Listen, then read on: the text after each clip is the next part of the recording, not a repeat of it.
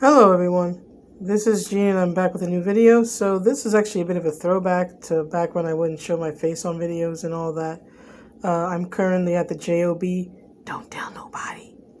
But I just wanted to do a very quick video which is related to the whole He-Man stuff, but is a bit different because I wanted to compare two characters who both have a theme of sort of being betrayed by their I guess you could say the country that they fight for, right?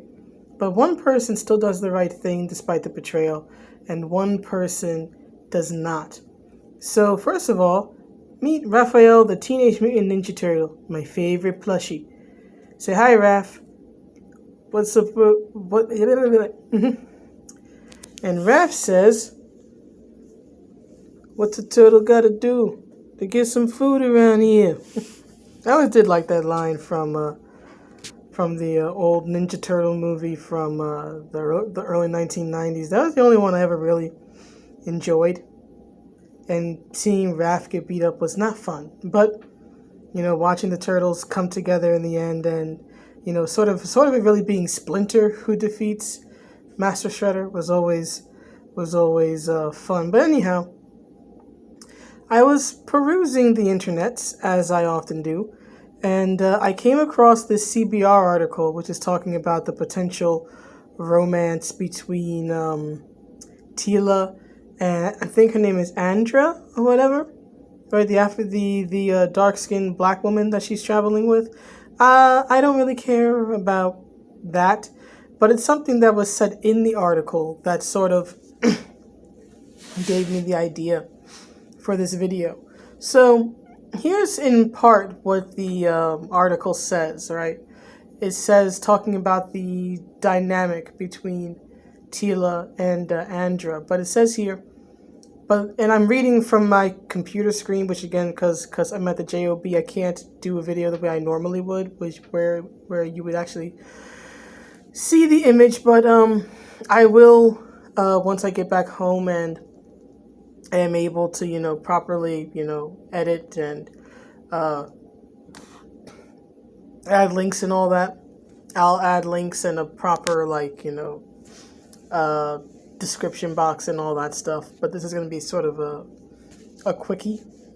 Not that type of quickie. But, sort of a quick video. But anyway, it says here, but the dynamic takes on an interesting turn when Evil Lynn, disguised as an old lady named Majestra, hires Teela for another job, breaking into Castle Grayskull. Teela's adamant she left that life and the traitorous Eternia behind, but Andra wants the job as she adores the mystique of the castle. More so, she thinks this could give her life meaning and put her in the Legends books. Teela reiterates she doesn't need that approval, as she already has a purpose. And then the article goes on about how there's sort of a romantic subtext between the two characters. And this is probably one of the few times I would actually agree with CBR. I usually don't pay attention to their fandom takes on things, but this is probably one of the few instances where they actually might be onto something, given that many people have said that there's a romantic subtext between the two, but that's not what this video is about. What I wanted to focus on was the part that says Teela is adamant she left that life and the traitorous Eternia behind, right? So I think it's fairly well known now, spoilers, that Teela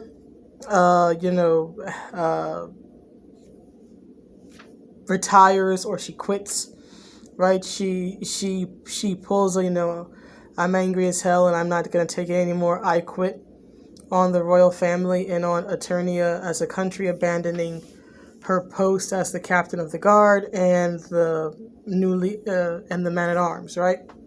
So this made me think of Naofumi from Legend of the Shield Hero, right? Because both of them have this theme, at least on the face of it. Both Teela and Naofumi have this theme of working for a government right? And being knights in a sense, or heroes, I guess you could say. Naofumi is the shield hero. Teela is supposed to be a hero, right? She's supposed to be a heroic warrior goddess type, captain of the guard and the man at arms and all that stuff, right? So they're both heroes and they're both working for a kingdom, right? And they both end up betrayed, quote unquote, especially in Teela's part, by that kingdom. But here's the difference between Naofumi and Teela. Naofumi sincerely is a hero, and he's not perfect, right? His sort of defining vice, even in the series, is his wrath, right? Even as the series goes on, right? Each of the heroes, each of the various great heroes that are summoned throughout the story, each have a vice or two that sort of defines who they are, right? Because it's based on the 7 deadly sins, right? And Naofumi, right, embodies the sin of wrath, right? He even unlocks the Wrath series later on, right? So he obviously has flaws, right? He's a very distrusting person. And in the beginning of the story, he ends up purchasing a slave, which ends up being Raftalia, right? And initially, I think this is focused on more in the light novel than necessarily in the anime, but in the light novel, which I have been reading, Naofumi more or less takes in Raftalia, purchases her because he more or less wants to use her as a proxy for Mine, who is the evil princess that falsely accused him, I should add, of rape and theft. So he more or less initially wants to use and abuse Raftalia and sort of use her as a proxy for Mine for him to take out his rage on, right? So it's not like Naofumi's a saint. He's not, right? But what's interesting is that even though he has the worst, at least initially, he has the worst personality of the 4 heroes, right? Because there's him, then there's the bow hero, there's the sword hero, and then of course there's Motoyasu, who's the spear hero. And Motoyasu in particular is sort of defined by his lust and how he's constantly trying to have women around him or getting played by women and various things. But I bring this up because Naofumi sincerely has every reason to hate the government of the world that he sort of, lives and works under, right? He has every right to hate Princess Mine. He has every right to hate the king, right, who does things like not giving him the proper amount of money or taking party members away, right? The king, I forget what the kingdom's called on top at the moment, but the king of the kingdom where Naofumi works as the shield hero, right, hates him, has an unjust hatred of Naofumi, of course, because one, Naofumi is the shield hero, and the king already has a gripe towards anyone who is the shield hero because of his own history, but also because Naofumi is accused of raping his daughter, and the guy doesn't want to hear any different, right? He's already made up his mind that Naofumi's evil, right? It's kind of like the whole J. Jonah Jameson thing with Spider-Man, right? He hates Spider-Man because Spider-Man wore a mask and his wife was murdered by mask assailants, but worse, right? Because J. Jonah Jameson didn't have political power, right? And plus, I don't think Jay knew, at least he didn't know for a long time, that Peter Parker and Spider-Man were the same person, right? The king in this series knows who Naofumi is and knows that the shield hero and Naofumi are the same flipping person. So it's actually worse. But the reason I bring it up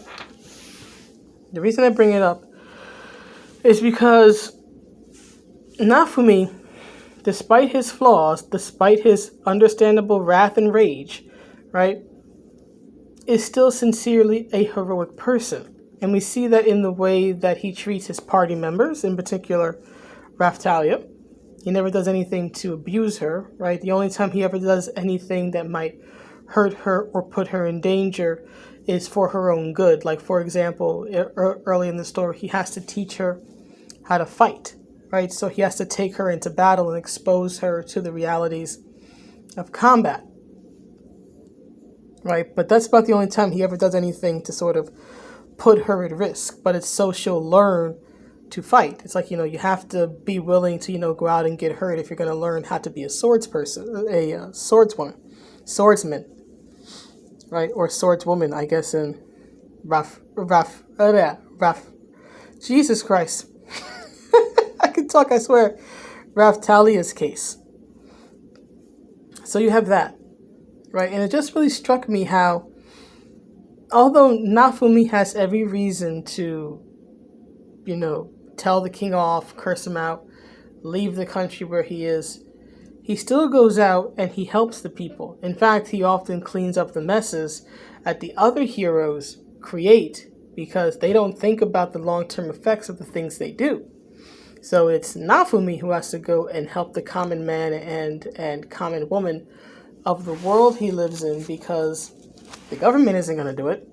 And the other three heroes who are supposed to be protecting people are unknowingly hurting them.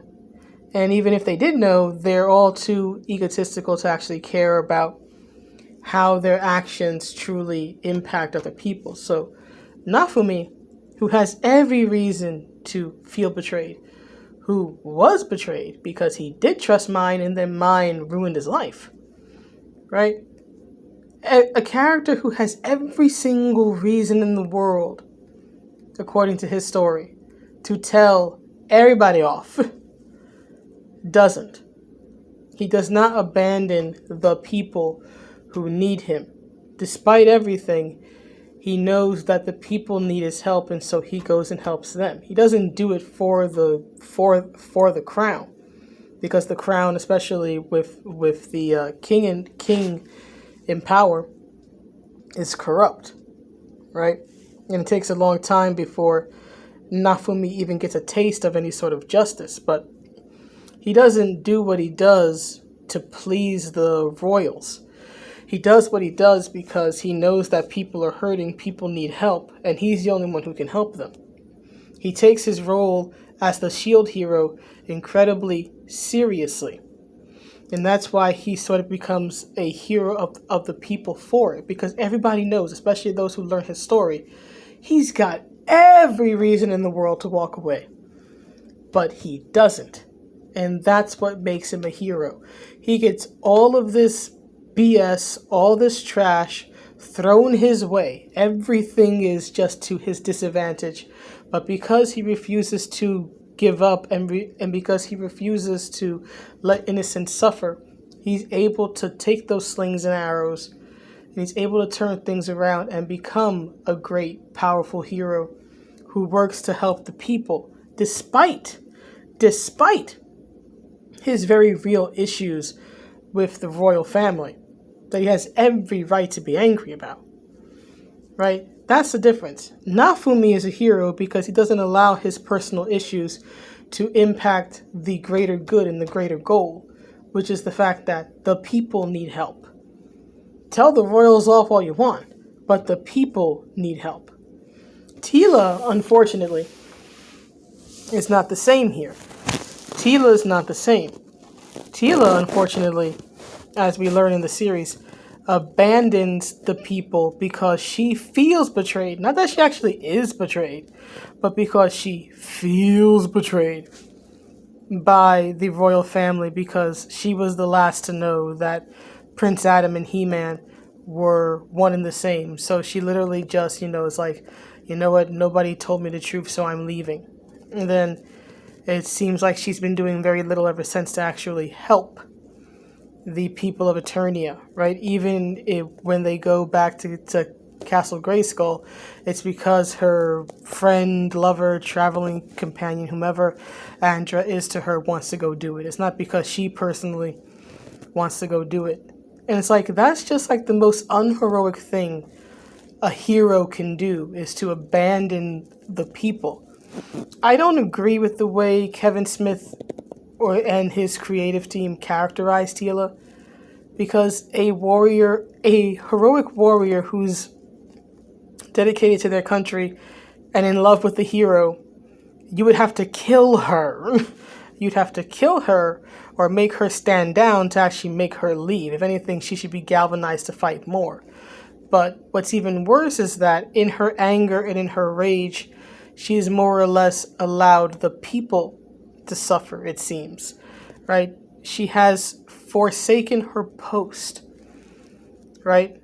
She's left the watch unattended, all because she feels betrayed, right? And I've played or read other works, like for example, Metal Gear Solid, right?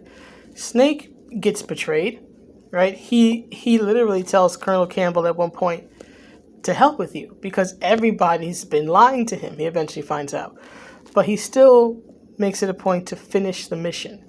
Snake still makes it a point to rescue Meryl because he knows that Meryl is innocent. Meryl didn't do anything to bring what's happened to her in that game, which is very sad, getting shot and kidnapped and potentially raped and all that, right? She didn't do anything to bring that upon herself. She didn't deserve it. So Snake realizes that. So despite being betrayed by his mission commander and everybody he pretty much talks to on the codec, Snake still does what he has to do because unlike Teela, or at least I should say Revelations Teela, Snake is still a hero. He's a hurting hero, he's a cynical hero, but he's still a hero. And that's the difference. A hero, a heroic type personality, will still do the right thing, which is often to help and protect the innocent, even when they have absolutely no reason to, right? They have every reason to walk away, they have every reason to leave, but they don't.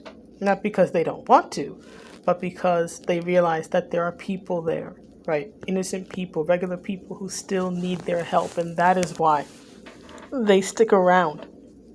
And that is why characters like Naofumi and Solid Snake and multiple others, but those are the ones that come to mind the most at the moment. But that's why characters like Naofumi and Solid Snake are heroes, and why this Revelations version of Teela, at least thus far, is proving to not be a hero, which is sad because she was meant to be, at least in the original show, a heroic warrior goddess. She's meant to be the warrior ideal.